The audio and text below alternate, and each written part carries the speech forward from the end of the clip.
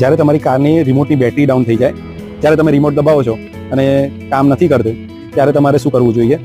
તમારી ચાવી છે એને કારના પાસે લઈ જાઓ અને લોક ખોલવાનો ટ્રાય કરો. ઓકે, તો કદાચ લોક ખુલી જઈ શકે છે. ના ખુલે તો તમારા રિમોટની અંદર જ પાછળ આ રીતનું લોક આવે છે, આ તમે કરશો એટલે અંદરથી ચાવી બહાર આવશે અને એ તમારે જે કી હોલ આપેલું છે એની અંદર નાખી તમે આનું લોક ખોલી રહી શકો છો. ગાડી તમારી ખુલી જશે. તમારી સાદી ચાવી હોય છે તો તમે કી હોલમાં નાખીને સેલ મારીને એને ચાલુ કરી દઈ શકો છો. પણ જો તમારે પુશ બટન સ્ટાર્ટ વાળી કાર છે અને આ રીતની ચાવી છે તો ચાવીને તમે પુશ બટન પાસે લઈ જાઓ અને પછી એને તમે ક્લચ દબાઈ અને સેલ મારશો તો એ ચાલુ થઈ જશે. કારણ કે આ કીની અંદર રેડિયો વેવ્સ આવે છે, એ રેડિયો વેવ્સથી ઓપરેટ થતી હોય છે. એટલે ચાવી તમે એના પાસે લઈ જશો તો તમારી કાર ચાલુ થઈ જશે. આ ટાઈપની ચાવીમાં નોર્મલી સેલ બદલો બી બહુ જ સહેલો છે, જે તમે પોતે બી બદલી શકો છો.